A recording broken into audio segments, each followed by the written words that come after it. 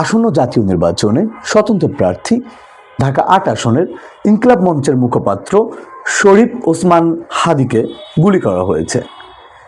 তিনি নির্বাচনী যে প্রচারণা, সেই নির্বাচনী প্রচারণা চালানোর সময় তাকে পল্টনের বিজয়নগর যে এলাকা আছে সেই এলাকায় বসে কিন্তু তাকে গুলিবিদ্ধ করা হয়েছে, এমনটা আসলে আমাদের কাছে সংবাদ এসেছে। এবং তাকে কিন্তু এখন ঢাকা মেডিকেলে ভর্তি করা হয়েছে, সেখানে নিয়ে যাওয়া হয়েছে। এবং এখানে কিন্তু পুলিশের যে ক্যাম্পের ইনচার্জ মোহাম্মদ ফারুক, তিনি কিন্তু এটা নিশ্চিত করেছেন এবং তিনি বলেন যে ওসমান হাদীকে কিছুক্ষণ আগে নিয়ে আসা হয়েছে, বর্তমানে তিনি জরুরি বিভাগে আছেন।